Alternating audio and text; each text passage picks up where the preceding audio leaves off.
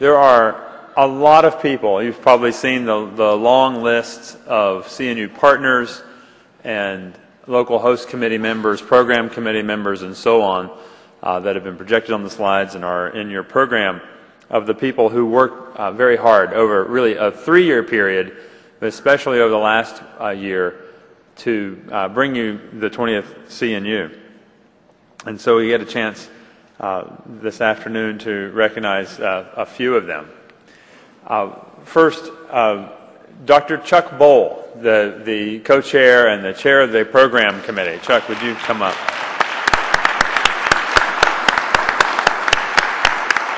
I've heard a lot of compliments, Chuck.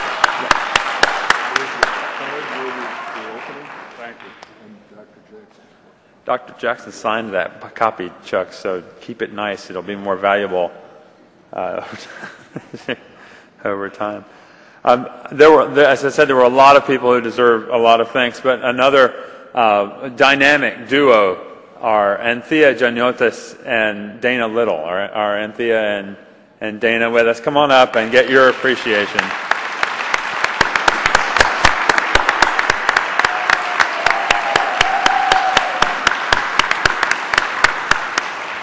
No task too small or too weird. Can you please find a bullhorn, for example? Can you please find a cherry picker? They did it. They pulled it off. Thank you both. Thank you. Thank you again.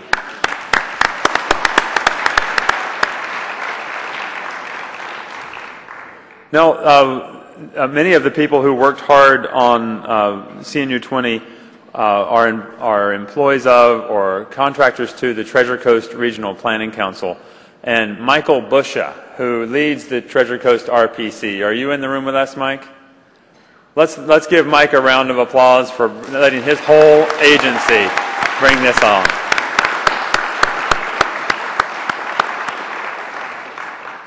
And when he said, I'll let her work on this full time, Elowen Sable didn't know he meant 24 hours a day, 7 days a week. But Elowen Sable, could you come up and receive some thank yous for all the work you've done on this? No, she's running around solving another logistical problem. We have a special gift for Elowen, and when you see her in the hallway or any of the other volunteers and workers who worked on this, do tell them thank you for this. Now we also owe a great deal of gratitude to the CNU national staff, and I know that we don't get the opportunity when in our 5 or 6 different time zones, really more than that, to see them or thank them in person. So I'd like to ask Jeanette Mahalik, Heather Smith, Ben Schulman, Abby Buzan-Kalustian, and Sandrine Milanello, Caitlin Goshall to come up and receive some tokens of our appreciation for their work on CNU 20.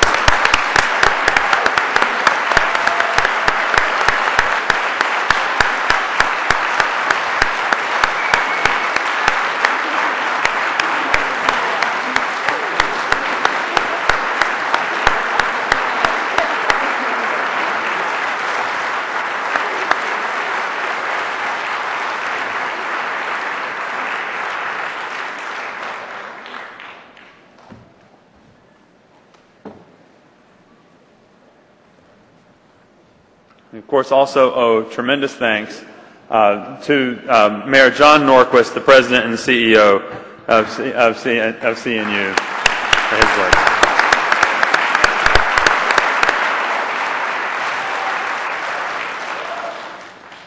Is Mayor Connie Moran with us in tonight's session?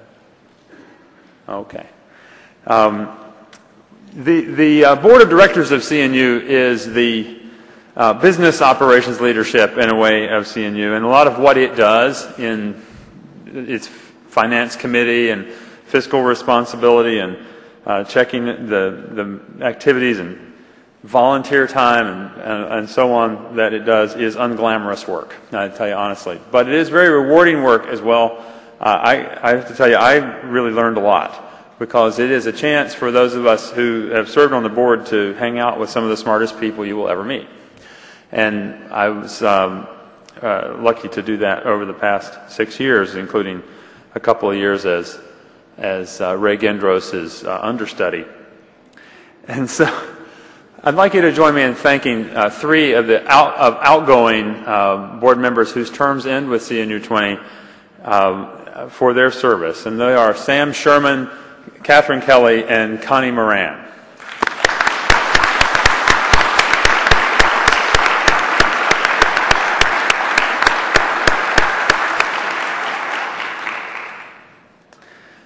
At this point, when we get to the 20th, we have 3 generations of active leaders to engage in CNU. And the widespread sentiment among all of them has been that it's time for the organization to be more open, more transparent, more action-oriented. And one of the ways that we have done that, you've seen throughout the last several days with the member-driven content, the open innovations track, the art room, and so on in the Congress itself. We have also turned that into a conviction about membership growth, and so we've seen things like the 35% growth since July in the Cascadia chapter, the 30+% growth in the Florida chapter since that period of time. And the third way is with the decision to open the board of directors itself to elections directly from the membership. So there is a group of people that really stepped up, because when we decided to have an election for the first time ever, we did stop, pause, and wonder whether anybody would willingly do it. And this group of people stuck their necks out and put their own time on the line, and we owe all of them a huge round of applause and thanks. So first, join me in thanking all the candidates who voted, who ran for office. Now I'll ask also that there be no over-celebration, no spiking of the football in the aisles during this next part. Thank you very much. Let's keep it dignified. But the top 3 vote-getters and brand new members of the CNU Board of Directors are from Florida, Eliza Harris, from Texas, Matthew McElroy, and from New York, John Massingale.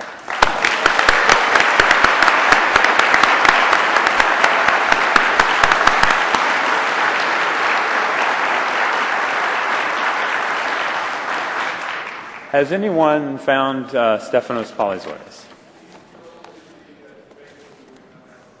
All right.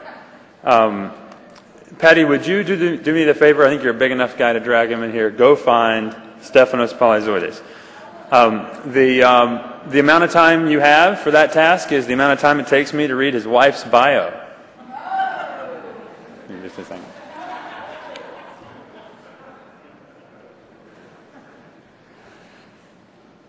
Elizabeth Moule, one of the thoughtful founders of the CNU, agreed to prepare for all of us her thoughts about going forward. You know, when we envisioned a CNU-20 program, Chuck said it should not just be ancestor worship, and it should not just be about looking backward, but we want to bring the founders back to the microphone and hear their own words, and we want to ask them to challenge us. And you heard that from Dan Solomon and Andres Duani.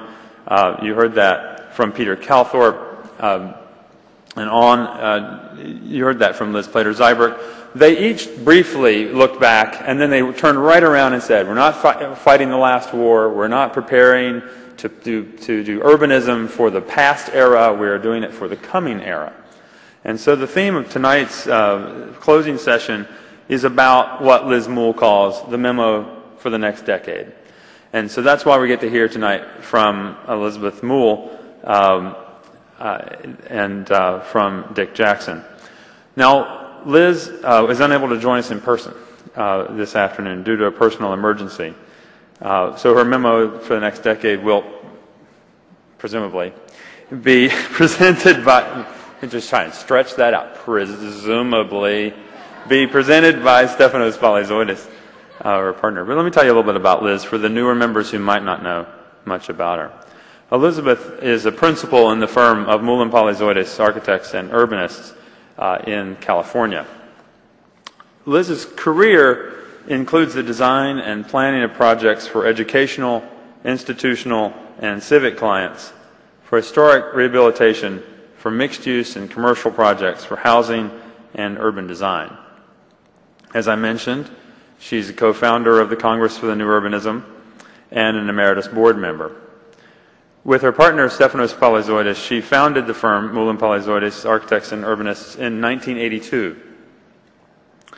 A longtime advocate for sustainable design, Ms. Moule designed the LEED Platinum-rated West Coast headquarters of the Natural Resources Defense Council, and is currently leading the design for a new 180-bed residence hall for Scripps College, as well as a new high-speed rail station in Tampa.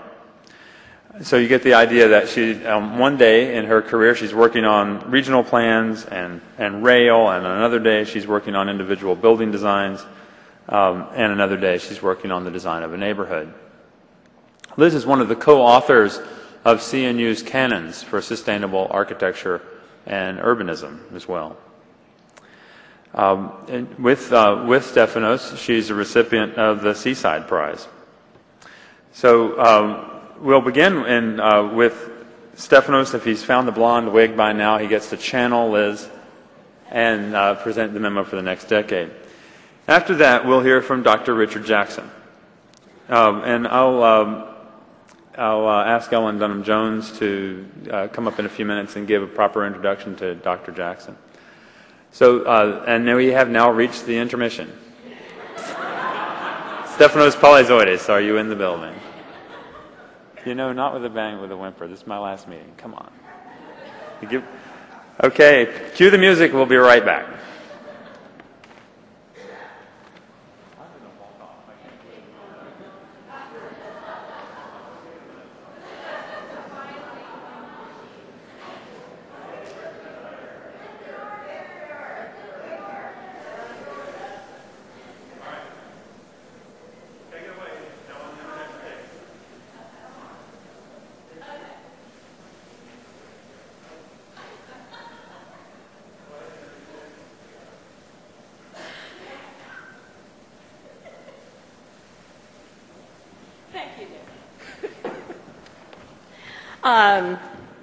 It is my distinct pleasure to introduce an old friend to CNU, a dear, dear friend of mine, Dr. Richard Jackson. And we're coming a little out of order, and all the segue that I was going to make into this is simply to talk about the importance of CNUs being able to connect across so many disciplines, because urbanism connects and integrates and has an impact on so many different aspects of our lives.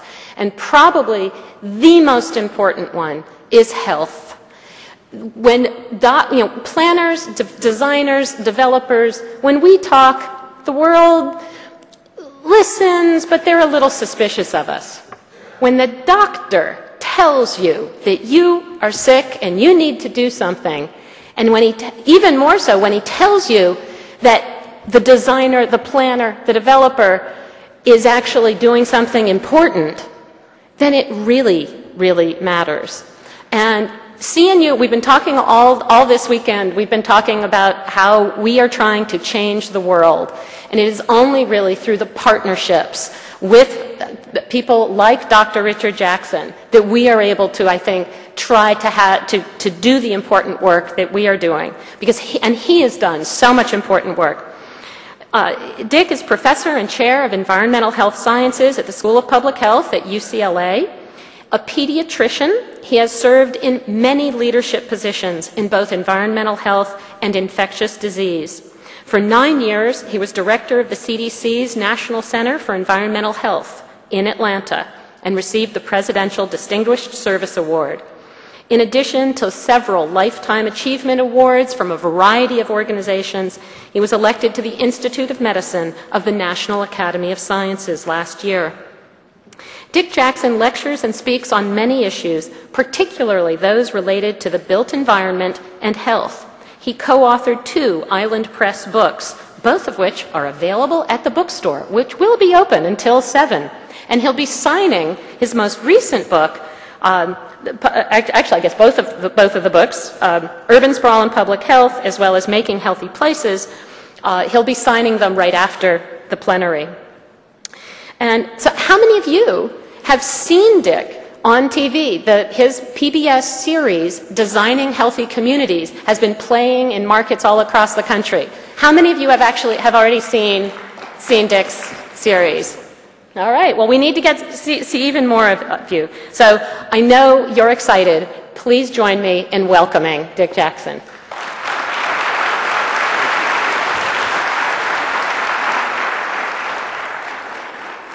I worked for 30 years doing epidemic investigations and looking at chemical effects on people, air pollution, a whole series of issues. And about 10 years ago, while I was at the Centers for Disease Control and Prevention, I became really engrossed, almost obsessed with the fact that we have built America in a way that is, I believe, fundamentally unhealthy. How many of you are taking medicine for asthma? To see your son not be able to take a breath is one of the hardest things I've ever had to deal with.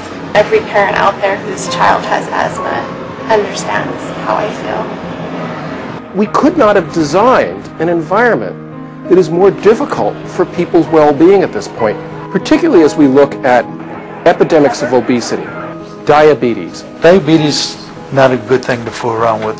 I went in for some treatment. They said I was going to take my foot off. With young people that I work with, the population that were obese are now heading towards morbid obesity.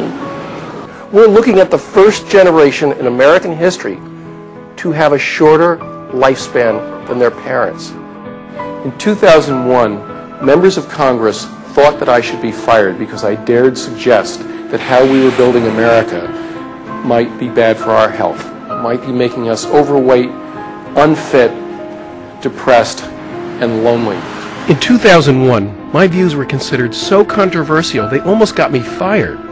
Today, they are at the center of a provocative new television series, now being broadcast on public television stations throughout the United States.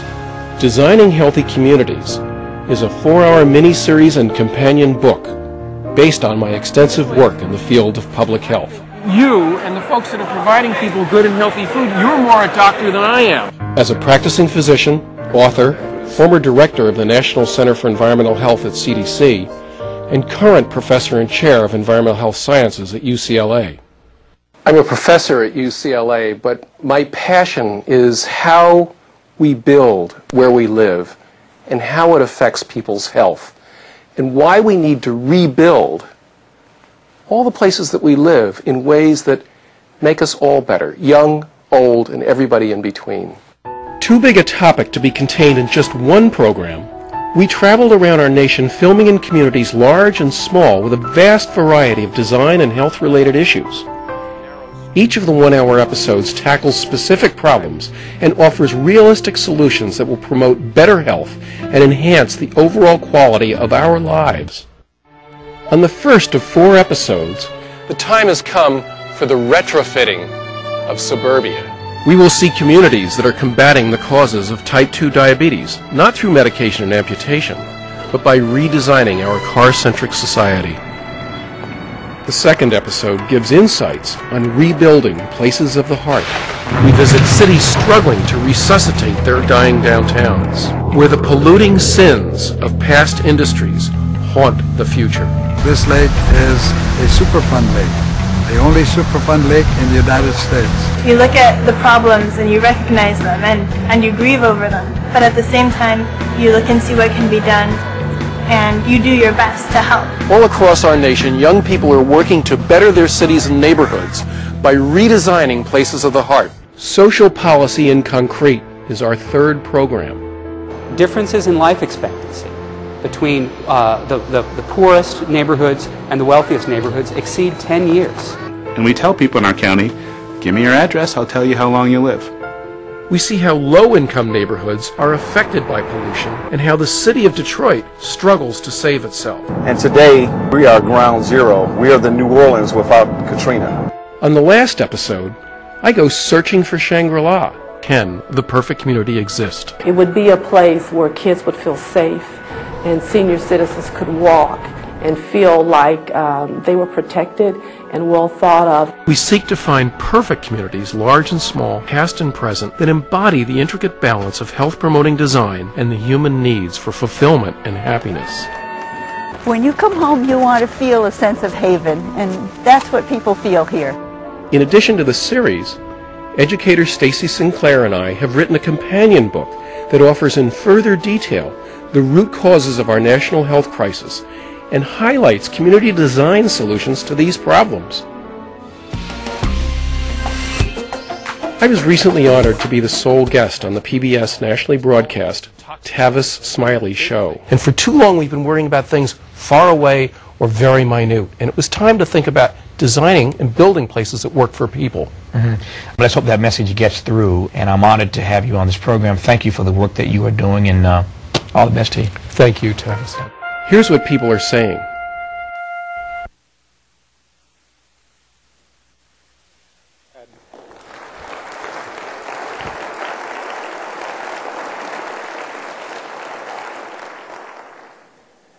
Thank you. It has been a long, strange trip. It's taken about 4 years, and we raised $2.1 million to eventually do this. We haven't done a great job on marketing it just yet, but it's shown now in about 20 major media markets. The first book on the left is the textbook I use at the School of Public Health, done with two professors at University of Washington, the dean, Howie Frumkin, and Andy Dannenberg, and the one on the right is the companion book for the video series.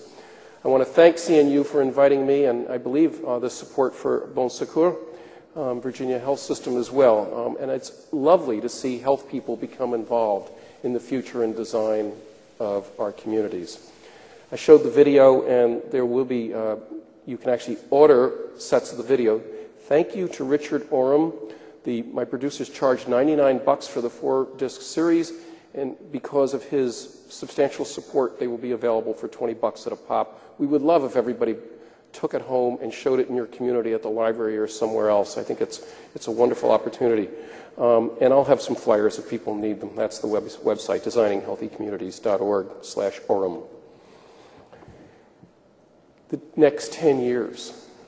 You know, it's a bit of a cliche. We're at a perfect storm. The perfect storm, by the way, was off the Gulf of Maine. And it was a big northeaster coming down from Greenland and Labrador. It was a huge storm coming across west to east. It was a hurricane coming up from the south. And I think one of those huge storms is the social storm and the health storm that is very much linked to the economic challenges we're going to be looking at and the environmental challenges. And all of them are clashing together over us. Now, the American solution sometimes is a bit of a letdown. This is an ad that appeared in all the major university newspapers in the country. General Motors did focus testing with college kids and had a full half-page ad on October 12th that informed our college kids, reality sucks. But it doesn't have to suck. The GM discount doesn't.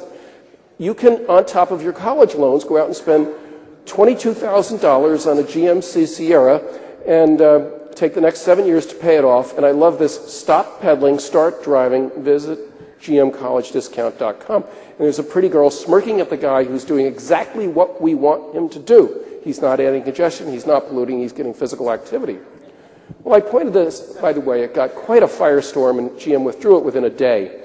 But I pointed out to one of my class, I said, what do you think of this? And I explained it, and they said, oh, Doc, you got it all wrong. I said, what do you mean? She goes, she's not looking down on him. She's flirting with him. She doesn't want to be with the chubby guy driving the car. So yeah, that's why every time I teach, I learn more than I teach. But GM was on to something. And when you see that there has been a 400% increase in the use of antidepressants at the prime of life, you know that the trajectory is not going in the right direction. When pediatrician, and we start most pediatric visits with, they do the height and weight on the child. And you want a child, if the child, John Norquist, is 98th percentile for height, you want him to be 98th percentile for weight, John. And you don't want him to be 50th percentile for height and 90th percentile for weight. We're seeing 6 of these kids a day in the pediatric clinic today. Child comes in far too heavy for the height that he's got. Do a physical exam. The blood pressure's too high. The cholesterol's too high. He looks kind of depressed. He's not having much fun at school. Good doc says, well, you know, go to the overweight clinic. No soft drinks in the house. None.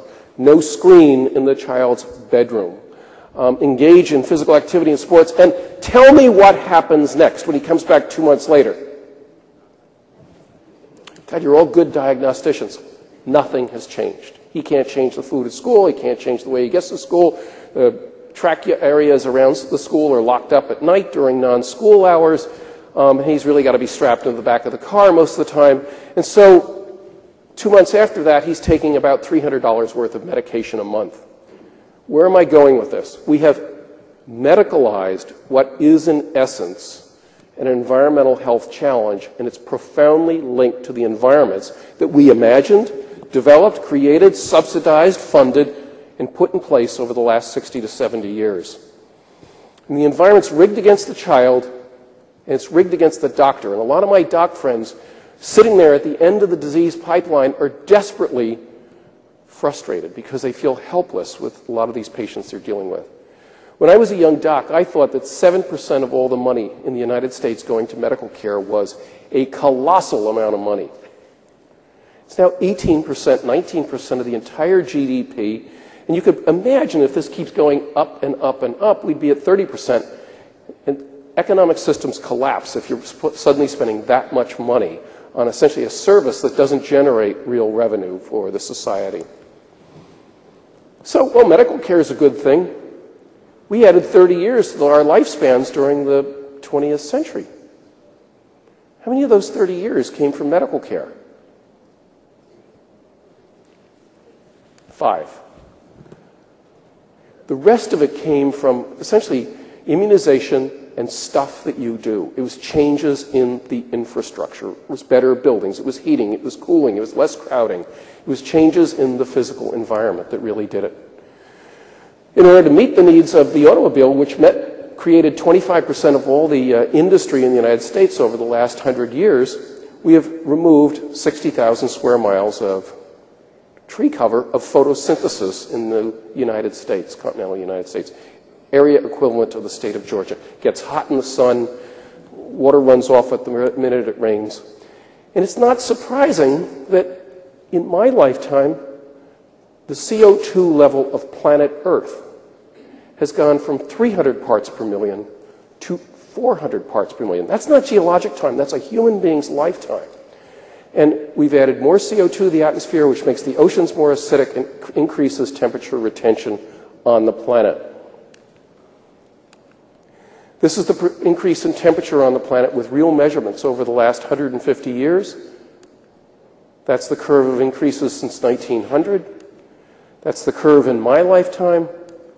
That's the curve in my son's lifetime.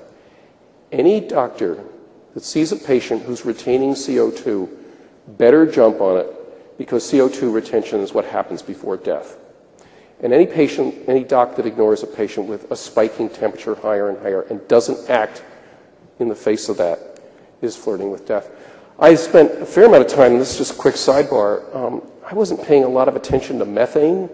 You've all heard of methane because you run your natural gas stove with it, but it's what's behind the big hydrofracking industry. And I just spent 2 days at a hydrofracking meeting, if you want to talk about it. But look at the methane levels in the atmosphere just over the last 20 years or so, again, dramatically increasing. By the way, methane is about 25 times more powerful a greenhouse gas than CO2 is.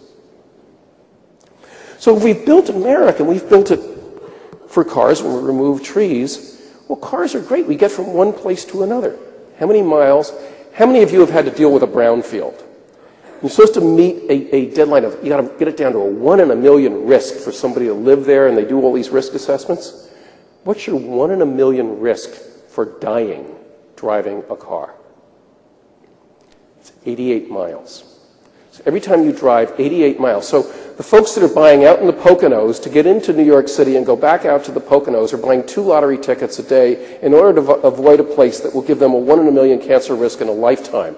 So it is nonsense for us not to be retrofitting old brownfields. Leading cause of death from ages 3 to 34 is car crashes. Leading cause of years of life lost for Americans, because mostly young people die in them, is car crashes. So here's a takeaway. I'd love to make this a mantra over the next 10 years for CNU. 20 is plenty. By the way, I think if they set a 20 is plenty around here, 20 miles an hour is plenty, it'd probably be easier to get around. I live in LA and I don't have a car, and I find it harder to walk here than in LA. The crosswalks are ridiculous. By the way, I'm not here to bash West Palm. It's hard to walk here. If you're hit by a car going 20 miles an hour, you have a 5% chance of dying. If you are hit by a vehicle going 30 miles an hour, you have a 45% chance of dying. So the leading cause of death of our children, of our young people. And one of the things we can do for it is make it fewer cars, number one, but driving less as well. All right? Do more people die from the exhaust of vehicles in the United States or car crashes? And you know the way I asked it.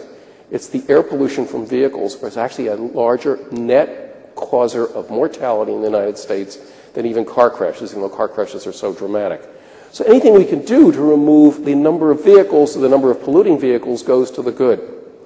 Children that grow up in highly air polluted areas versus kids in low air polluting areas have about 3.3 times the risk of developing asthma.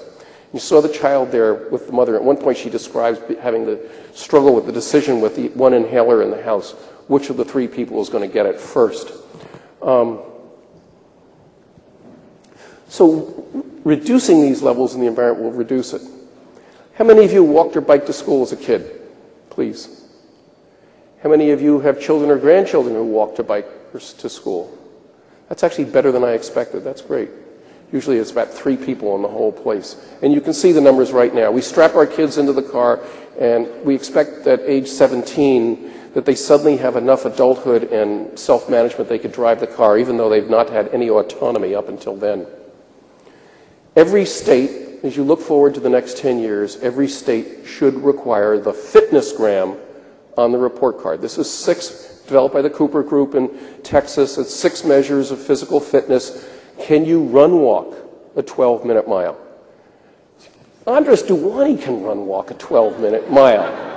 I mean, and yet three-quarters of our younger kids can't do it, and 2/3 of our older kids can't do it. And California is probably as good or better than a lot of other states. The United States military is now very worried about the fact that 2 out of every 7 volunteers cannot get in because of the lack of fitness. And if you ask somebody, why didn't Junior walk to school? Well, the backpack's too heavy. There's no safe way. I don't want them walking across the busy streets. The other answer is there's perverts out there. And, okay, Mom, maybe you ought to walk with the child if you're really worried about perverts. But we all seem to go on fine when we were kids. I'm going to be talking about the obesity epidemic in a minute, but this is the food environment our children are growing up in. The teacher spends a half hour a year telling children what to eat, and then the average school-age kid is watching 7,600 food ads a year. Recently, it was reported that 17-year-olds, the percentage of 17-year-olds who want their driver's license has been dropping. General Motors is even worried about this fact because kids don't want to drive. That's Wilshire Boulevard on the right. I guarantee you that's why I don't own a car there, because it's just too much work to drive. And driving raises my cortisol, raises my adrenaline level, increases my risk of blood pressure, and makes me fatter. So I don't really need, I can just walk more. I love teaching. My students taught me this one. The built environment is social policy in concrete. That's one of the big lessons. So a couple of the students said, for their presentation, said, well, we'll drive along Sunset Boulevard and we'll look at the built environment of billboards. And so what they found, of course, is 12 of the 65 were for alcohol, 26 for entertainment, 1 for food. What do you think the billboards look like in the poor part of town?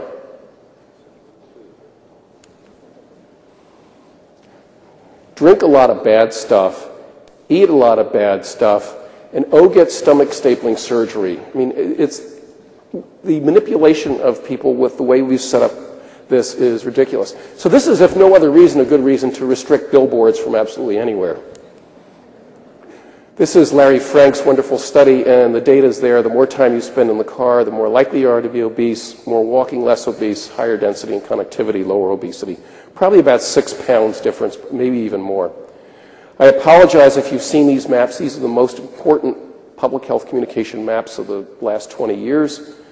By the way, they're also wrong. Here's the map from 2010, just a doubling of obesity in the country in the last 20 years. They're wrong because the Harvard researchers went back and actually questioned the people they asked, called up on the telephone. They said, how tall are you? And they got a little shorter. You know, when they call me up on the phone, they say, I'm about as tall as John Norquist, and I weigh about the same. But, and women fib more than men about their weight. Men fib about their height. This just came out this week, this big obesity thing that was run in Washington, D.C. by CDC and the White House. By 2030, obesity rates for adults will get to 42%. Remember, like only 20 years ago, it was at 15 to 17% was at the worst. Now it's about 34, and they're predicting 40%, 42%. The medical system, remember it was kind of collapsing at 17% of the GDP? The medical system is going to have to absorb 32 million more people who, because of obesity, have risks of higher blood pressure, stroke, heart disease, gallbladder disease, liver disease, joint problems. If you're obese and you're a mother that's pregnant, a woman that's pregnant, your risk of having a baby with a birth defect goes up dramatically. And of course, the disease that we worry about most with this, or at least is one of the biggest challenges, is diabetes. There's only 2 technical slides. This is one of them.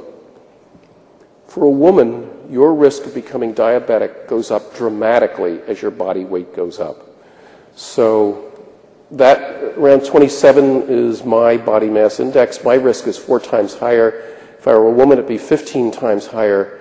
If I'm obese, a man is obese, it's 11 times higher. For a woman, it's 40 times higher. And if you're very obese, morbidly obese, it's 42 times higher or 93 times higher for a woman. This is code blue for health. This is absolutely, it's happening a little slow, but it's absolutely going on. These are the diabetes maps in the U.S. in 1994. Florida at about 6%. 2001, Florida about 7%. In 2007, Florida's at about, I can't tell, it's probably about 8 or 9%. So you walk down the street out here, and 1 person in 11 has a disease that's going to cost them their eyes, their kidneys, and their feet. That's going to reduce their lifespan by 15 years. We've got good medical care. If we just keep our medical care the same, 21% of the population will have diabetes by mid-century, and if we give them really good treatment, 33% of the population will have diabetes. Why is that so? Because we'll treat their eyes, we'll put them on dialysis, and we'll amputate their feet. They'll still be alive, but the quality of life is considerably less. This is a New England Journal of Medicine. It was the lead article last week, maybe a week and a half ago. It's shocking. He talks about the fact, this is a white coat pediatric endocrinologist, sees children at the University of Wisconsin, and goes, in his career, it's gone from 3% of the children having type 2 diabetes, we called it adult onset in the old days, to 50% of all the kids in the clinic. We still thought we could treat these kids, and so there was this fancy trial, millions and millions of dollars. It's a technical slide, but the outcome of this study was, for about 50% of the kids, it doesn't work. We add 1 drug, we add a 2nd drug, we add counseling. We're not adequately intervening with children with type 2 diabetes. New York Times article on it. And the rest of the editorial says, very quickly, we're talking large number of kids that will require multiple oral drugs and insulin within just a few years. It's one thing to start that at 60, it's another thing to start it at 16. Sorry.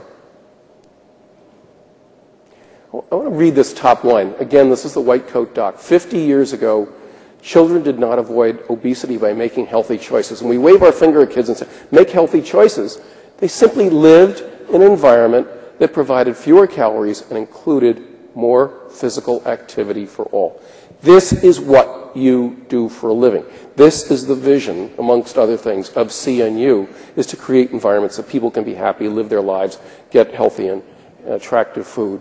And then the doctor finally says, unless we put incentives to produce and purchase healthy foods and build safe environments, and environments that require physical activity, and not simply a prescription for more and better pills, stop depending on the medical care system. So some solutions. One, this is when I was the Secret Service guard for Governor Schwarzenegger as state health officer. And the reason we're doing this event is we provide $14 billion a year in price supports for corn and soy and things that we want people to eat less starches, less sugar, less fat, less salt, and yet $14 billion in price supports for the stuff we don't want. And if everybody went out and ate what the Surgeon General told them to eat, we'd be out of fruits and vegetables in 2 to 3 days. So I was seeing the sessions on gardens and schools and neighborhoods and all the rest. This is not nice. This is essential for our communities. Bad slide, but the bottom line here is bad food is half as expensive in adjusted dollars as it was 20 years ago, and good food is twice as expensive as it was 20 years ago. We need to tax sugar-sweetened beverages. A penny a teaspoon is not going to break anybody. And we would raise about $14 billion a year, and a big takeaway for the next 10 years is focus on the children. It's very hard to change people's lifespans at age 50 or 60 or 70. I mean, we do things clinically. But if you really want to make these changes, you've got to start with the schools, you've got to start with the neighborhoods people grow up in. I just want to support your efforts on urban agriculture. 10,000 steps a day reduces your risk of diabetes, of becoming type 2 diabetic by 60%. Creating neighborhoods that people want to walk in is a public health gift. You're adding life, you're adding freedom, and you're adding happiness to people. If you become fit at midlife as a man, you add 6 years to your life. If you become very, very fit, it's closer to 8 years. We public health people really want to work on this. When you went to the American Public Health Association meeting about 10 years ago, we never talked about land use. We never talked about built environment. This is the last meeting in November. Ellen, would you ever have predicted this? 102 studies reporting land use and health, public health, 182 on built environment and public health. Every county health department now in California has a nurse or somebody that goes to the planning commission hearings. In the beginning it was hard. Nowadays the planning commissioners are starting to talk like public health people because they've heard it over and over again.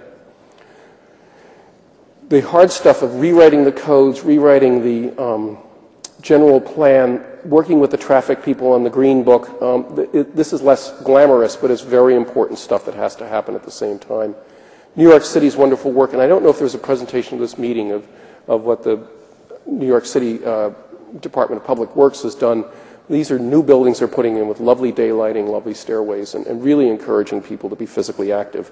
And, you know, if somebody had said to me 6 years ago, Manhattan would have a bicycle route all the way around it, I would have said, oh, you're crazy, that's not going to happen. It's got it.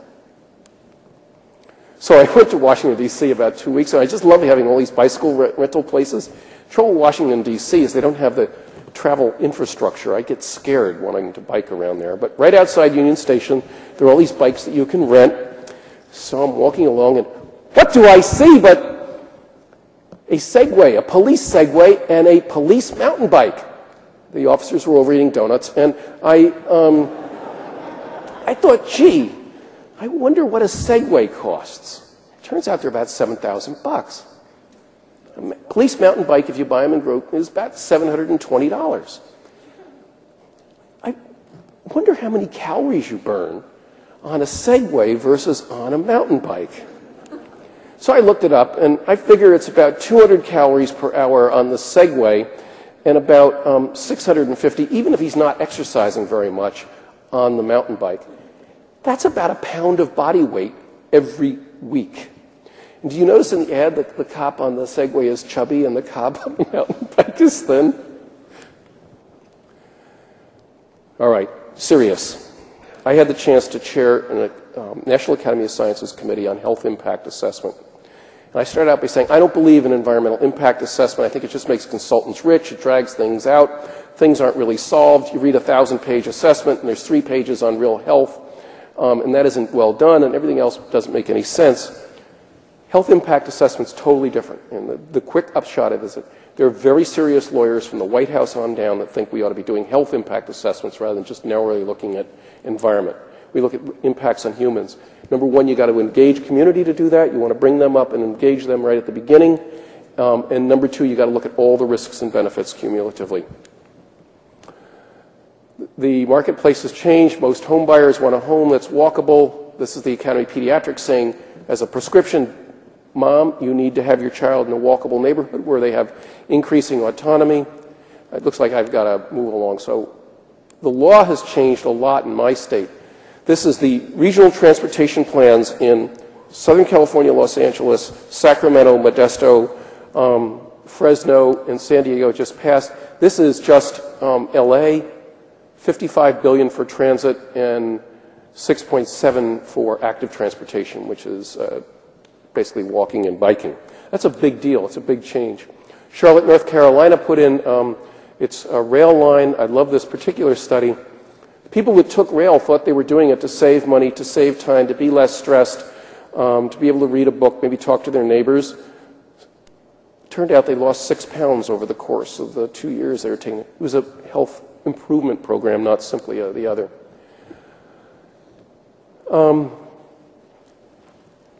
This National Academy of Science Institute of Medicine is a big deal. 400-page report came out on Monday of this week.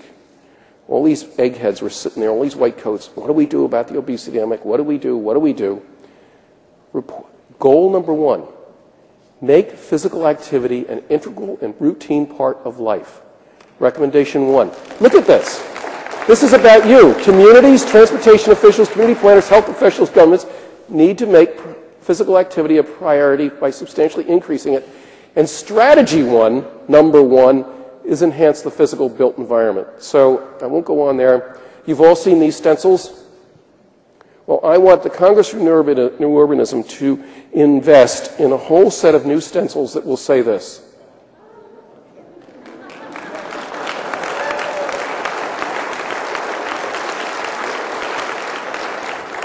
So with that, thank you all very much. I love CNU.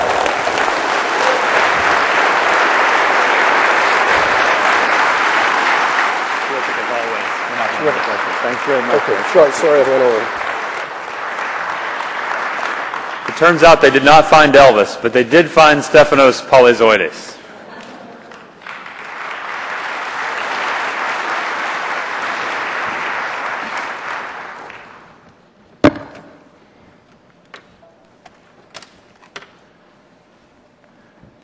Do you need sound? Fine. I did manage to create a potential heart condition for both the incoming and the outgoing head of the CNU at the same time. It's quite an accomplishment. Liz Moule is not here, and I don't have a blonde wig, and I can't possibly be as eloquent as she is, but I'm going to try to go through her statement, and I think this particular statement is really a very apt bookend to the material that Liz Plater-Zyberg spoke about in the opening session of the Congress. Liz is one of the 6 co-founders of CNU, and she is presenting tonight a memo for the next decade, assessing where we've been and discussing where we should be going. So here it is. Happy birthday, CNU. Of course, every year of the Congress every year of the Congress of the New Urbanism is an anniversary of sorts, but this is really a big milestone birthday. I'm very sorry not to be able with you on such a momentous occasion, but if anyone doubts the need for this country to address reliable childcare, please call me. Stefanos may be a fair surrogate, but if there's any part of this talk that you don't like, it's probably because he changed it. That's nice, Liz. The first thing that we need to do is to raise a glass, so to speak, for all of us to celebrate CNU's achievements. They have been truly extraordinary. A friend dropped by last Monday and said that she had heard on the radio there was a new way of living that had taken hold, leaving the car behind, walking and using transit. And she said it sounded like what Stefanos and I had been involved in and talked to her about, but she said that it was almost 20 years ago that this discussion had taken place, and was this any different now? I said no, it just takes this long to become part of the collective consciousness of our country. And so, what did I then think about this part about getting rid of streets? This would allow us to be closer to our neighbors and increase the amount of green space. It sounded like our communities would be stronger and there would be much more green space for all. What? I spent about an hour trying to describe to her that this wouldn't be a good idea, since what we're trying to do was a reaction to this very idea, as best seen in English new towns of the 50s and 60s, and that it produced security and crime issues, among other things. I admit that she looked perplexed. How could anything involving green space, putting nature back into our cities, and getting close to our neighbors be a bad thing? Clearly our work was evolving in the hands of others, and I'll get back to that. But it's time to celebrate our accomplishments, changes in federal policy, our work in public health, new Complete Streets Manual, LEAD ND are some of the many highlights, an awards program, of course, and more than anything else, a very wide acceptance of our ideas by the mainstream. Perhaps among the most significant achievements is what I'd call CNU's self-fulfilling optimism. The movement is an extraordinary model for those who want to create change in the most emphatic way. The whole thing was simply as easy as sitting down, describing the problem, articulating the new model in all its detail, and figuring out all the obstacles in the way that the organization wanted to overcome and co-opt. The theory has been made well clear in the charter, and it's now, the charter of course is now being updated thanks to Emily Talon, and the canons are its cousin. Form-based codes and projects at all scales are shaping places according to their principles, and we should all be very proud of all of that. None of this would have been possible without creative individual initiatives coupled with the hard work of our staff and our board. I think we all owe a debt of deep gratitude to Victor, who really threw himself into the role of leading the board, and he did a great job leading us all. We need to give him a big round of applause.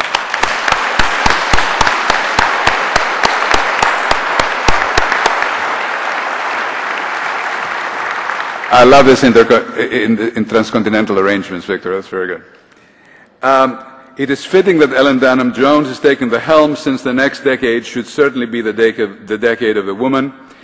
Ellen is a remarkable and intelligent, insightful and hardworking person. I've been equally impressed also by the diligence of the other current female CNU board members. The work of urbanism is perfectly fit and suited to women. Women have the traits of being team players, being able to multitask, and are acutely aware of the needs of others, particularly those in society with least resources and least access. Children, the elderly, and of course other women. CNU needs to be a leader in expanding the pool of people working on these issues, and there's a huge unutilized pool of exceptional talent waiting to be tapped. This has been a movement that started with reform, has moved on to form, and now needs to evolve again to the next stage. One of Einstein's most memorable aphorisms is the following: I must be willing to give up what I am in order to become what I will be. Our next new stage must be one where the theory becomes more sophisticated and relevant to the unique, highly specific regions of the world, not just the US. The next stage must be one where the art form of the new urbanism flourishes. We must reimagine how this act of urbanism affects the whole of our lives and our planet. Most importantly, we need to revisit the underlying values of the new urbanism. Even the principles can involve, but they can only involve if we agree on the underlying value system. And this is why. CNU must champion evolution over creationism. It is ridiculous to think that our principles were just plopped into the universe and we happen to just be there to discover them. We must champion meaning over mechanism over time, meaning that is dynamic. To move forward, we need to examine the underlying values of CNU and focus on lives lived in our communities so that we can achieve a level of higher complexity and richness about the prognostics of what needs to be done. As we move forward, we must be willing to look at new ideas and to engage in open self-criticism. We need to examine not only what we've done well, but what we've done poorly, or that which now needs to be done. I'd like to talk about 5 issues that are at the heart of my value system, and I would like you to consider them. They are why I do what I do. They are at the absolute core of our future success, I believe. And I will end with how we get there. Children, permanence, authenticity, public realm and the landscape, orthodoxy and tokenism. Children. Raising children has produced many conflicts like today. On the other hand, it has given me a front row seat to the lives of growing people. It is essential to learn from children, since, as Dr. Seuss said, adults are children who have become obsolete. Observing childhood is to be reminded about what exactly we need to include in people's lives, in buildings and in towns. Childhood is at the same time a deep, concentrated and widely expansive version of life, full of exploration and curiosity. It is unalloyed excitement and joy. It is also loneliness, insecurity and anxiety in need of total healing. And since the new urbanism is, among other things, an exercise in healing, observing childhood is an excellent primer. So it makes sense to put children at the center of our communities, if not for the richness that would entail for all of our lives. But it's also essential for the well-being of children themselves. CNU has done work to promote the locations of schools to be part of communities. The Smart Code calls for them. Yet I think we can go an awful lot further, insisting that our places be child-centric. Just like we have TODs or TNDs, we can have CCDs, children-centric districts.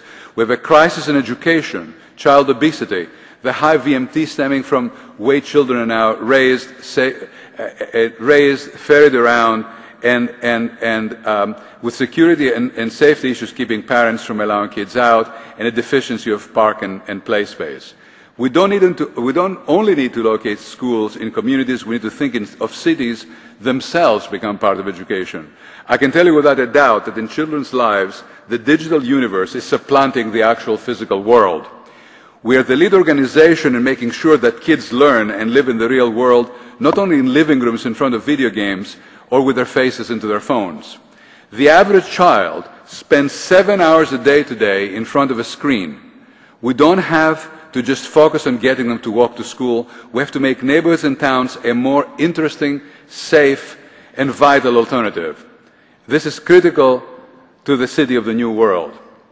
Certainly, the Trayvon Martin case highlights the dysfunctionality around teenagers being able to freely access their neighborhoods on their one hand and foot, and having their neighborhoods perceived in need of para-police forces to protect them.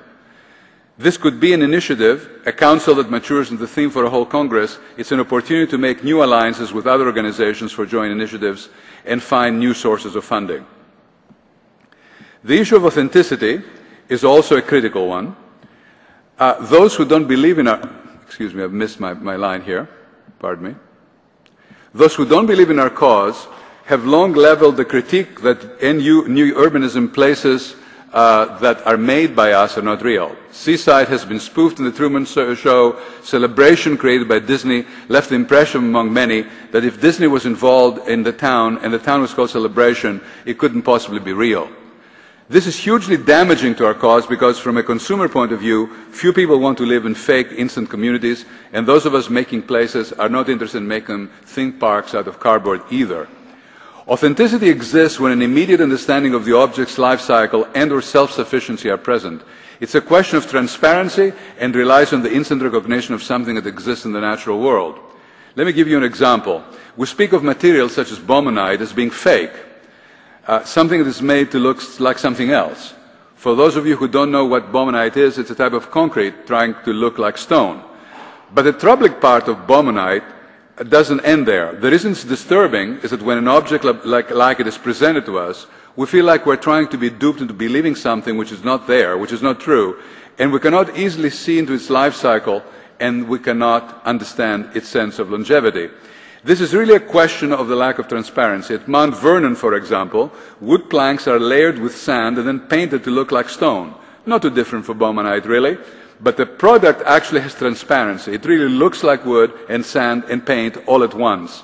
we feel pleased to see an entirely different new product made of natural materials and where the presence of the hand of the maker is intact.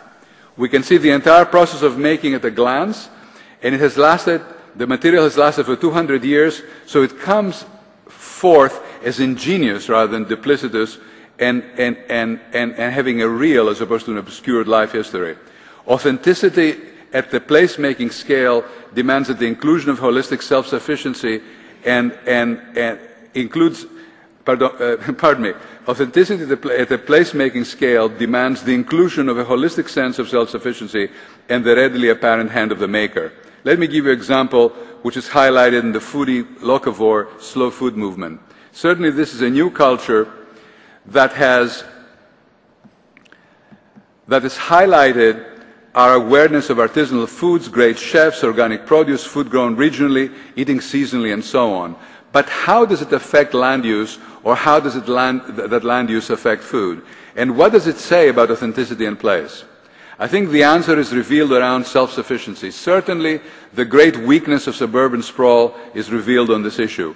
What the pattern of suburban sprawl, with its single-use zoning strewn across very wide geographic areas, has ruptured is our ability to be self-sufficient at the scale of building block, lot, neighborhood, city, and region. When we no longer see food raised or grown, and then we do not see its transformation into the food that we eat, we hardly know the relationship between raising our food and eating it.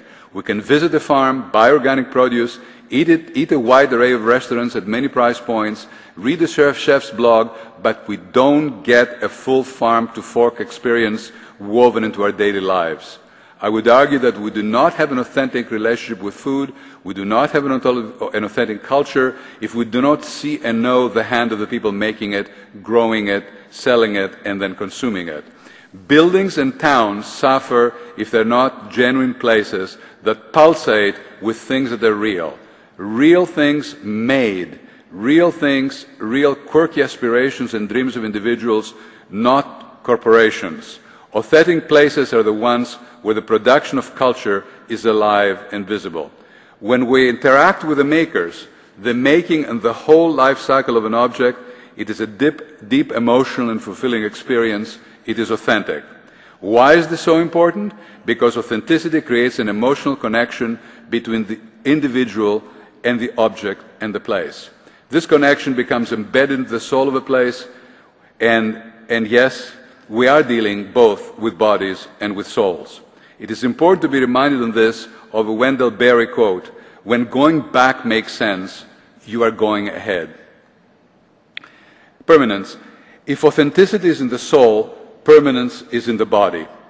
I've spoken out in favor of permanence since the essay I wrote in Peter Katz's book on the building block on the street.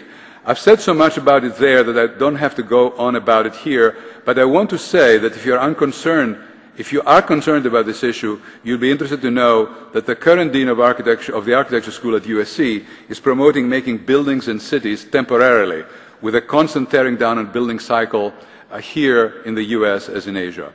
We must address flexibility in use over time, durability in materials, and enduring elegance in design. The question of permanence is so central to resource, energy conservation, and climate change that it really becomes a critical issue in codes, form-based and otherwise. We need to demand and legislate permanence and the adequate capitalization of buildings so that the buildings we build today will remain lovable and useful indefinitely.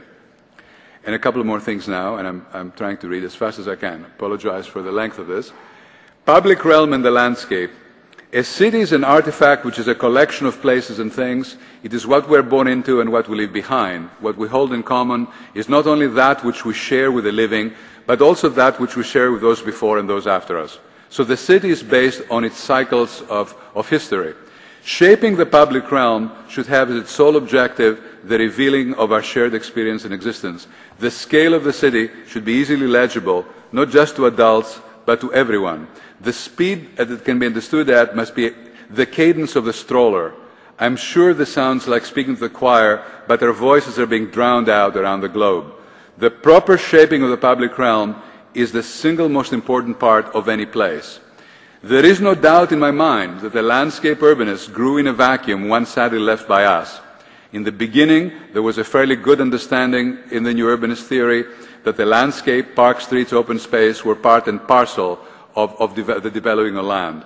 Land development and land conservation management are the two sides of the same coin. Human habitat is not separable from nature but part of it. Yet it is very sad, it's a very sad day when Kate Banfield, in one of his recent blogs a couple of weeks ago, put transit and park activists on separate sides of this issue. It is a sad day when we cannot talk about turning parts of declining cities like Detroit back into potent nature farms or parks. This is such a critical dimension of halting climate change. We need to set our sights on the entire issue of landscape, parks and gardens, the public realm, agriculture and wildlife conservation, regional development issues with settlements at the urban edge, cleanup and restoration, adaptation to climate change. We need to set up more alliances with environmental organizations, not to fight them over enforcing lead issues, but to identify areas to work together on. These are enormous challenges that require serious work, certainly worthy of an entire initiative or Congress. When we lost our beloved fellow member, Catherine Brown, we should have replaced her with another landscape architect, and I'll go further to say that we need to have a permanent seat for such a person on our board. Orthodoxy. On the policy front, new urbanist projects are becoming increasingly sophisticated. More projects than ever are not only including transit, are themselves entire transit systems. Most notable are the new streetcar or intercity rail systems extending beyond the metropolitan centers with heavy volumes of users, as well as the intercity ones connecting various communities. Municipalities are taking a look at entire street systems from a holistic point of view of enhancing pedestrian access and life and the creation of real places for people to meet and interact. But a more pervasive ethos of sustainability championed in the canons of sustainable architecture and urbanism is infusing more work than ever. Projects are using these canons to address the particular opportunity in the regions and biomes where they're situated, with design solutions particularly well adapted to their environment. There is a large diversity of players, including municipalities, transportation agencies, regional MPOs, universities, non-profit organizations, to artists, activists, private developers, architects and town planners involved in this. Projects are made in places quite far from the US and in their country, in locales where one imagines the building atmosphere to be most challenging, like Pakistan, Rwanda, Abu Dhabi, Haiti and Iceland. The new urbanist has reached that far. Yet, so much work done under the new urbanist principles utilize highly dogmatic design solutions. In CNU's ripe age, it seems we are an organization threatened by internal design orthodoxy. In the worst cases, street grids are seen as iconic rather than advancing highly specific, creative, and idiosyncratic interpretations of place and need. The shorthand of cartoon traditionalism and token materialism leaves new buildings cold, poorly detailed in respect to real tectonics, and I'm sorry, missed it again.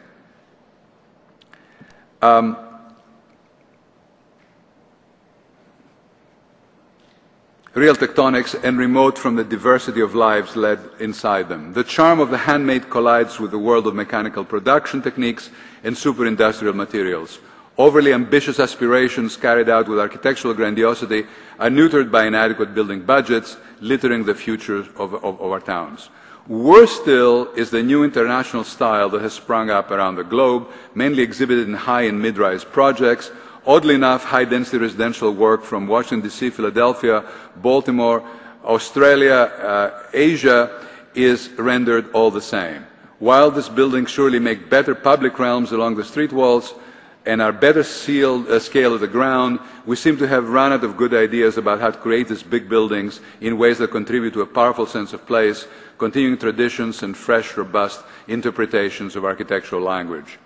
As CNU turns 20 and comes out of its teenager years into adulthood, the role of doubt is essential. Dogma and faith must be distinguished from belief. Often, faith is blind and unthinking. Orthodoxy is undoubtedly correct, yet diminished by rote rigidity, convention, and conformism. In contrast, belief engages the mind. The invigorating role of doubt reinforces belief through friendly, loving, and healthy skepticism. Doubt forces probing, analysis, and critical thinking, resulting in solving the murkiest, most vexing, and challenging problems of our time. Doubt allows us to uncover underlying fundamental truths that are good for all time. We must continue to set the bar higher for design and artistic expression and the proliferation of beauty. Quite simply, we need to be generating the unique and lovable World Heritage Sites of tomorrow. And finally, a new organization for the new world. Like it or not, the theory of the new urbanism is evolving. It is evolving under the kinds of people who, in the story I first told you about, are taking away streets in the name of walkability, transit orientation, more green space. We do have a fundamental responsibility and a fundamental choice to manage the evolution and the proliferation of our principles or to let others do it. I believe that it is time to radically restructure our organization, away from a professional trade organization to one addressing and being supported by a much, much larger constituent community. It is a question of effectiveness and a question of sustainable support. The widening gap between science on global climate change and the beliefs of citizens to attenuate it and or adapt to it demands greater action and involvement by a broader coalition. Social media has created a world where the role of the elite superorganization can no longer hold sway over a younger generation, and we are leaving behind soldiers in our cause. Armchair activists have proliferated well beyond Jane Jacobs, and there's an army out there to change policy if we can put the right information into their hands. Our past approach has been effective for the reform stage. Now that we are in the flowering phase, we simply cannot afford to stay small. Our change today is to refine and to expand. Our charge today is to refine and to expand, to aggressively take up the challenges to create hitherto unknown solutions to the needs of children, regenerating the natural world, enabling authenticity and permanence, and adapting to climate change. I believe that we need to change the nature of our organization, therefore. We need a much louder voice and a greater discretionary revenue. The new world is upon us, and it is time to double down on our ideas and on our energies and become the new urbanism. Thank you.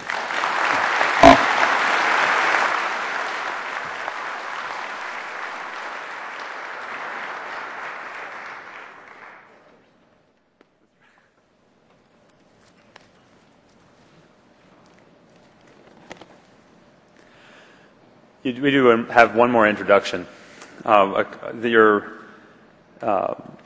Your board this week elected a couple of new important officers who will be in charge, among other things, of managing last-minute founder surprises. And they are Doug Farr, incoming vice chair. Stand up, Doug, let everybody see who you are. Author of Sustainable Urbanism. Let me tell you just a little bit, just a word or two about our incoming chair, Ellen Dunham-Jones. You probably know she's a professor of architecture and urban design at Georgia Tech. You might know that she's co-author with June Williamson of Retrofitting Suburbia. And you might know these things because you read the New York Times or CNN or you watch CBS or in millions of other places that work has found play. And so we are in great hands with Ellen Dunham-Jones. She loves CNU. She loves kittens. Ellen.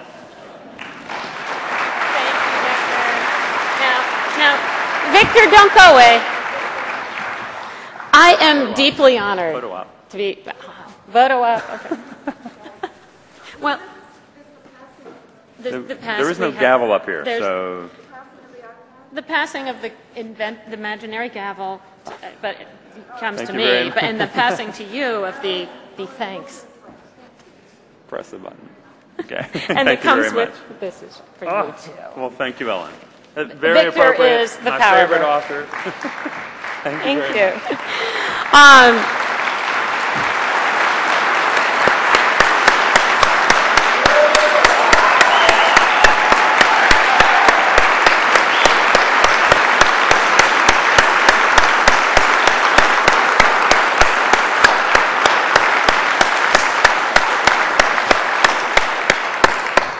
We love you, Victor.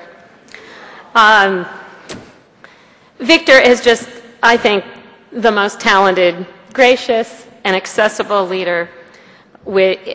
He brought us direct elections, transparency. He has celebrated Next Gen. He has revived a growing and diverse membership, and I only hope that I can accomplish as much in the next 2 years. Thank you.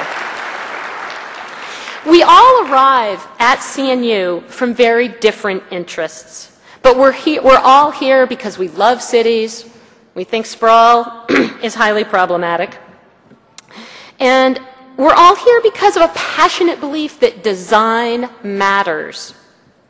Not in terms of stylistic debates, although we have very lively ones on that topic, but design matters at all the integrated scales of the Charter because it is the driver of affordability, sustainability, equity, quality of life, and health, as we certainly heard from Dick this evening.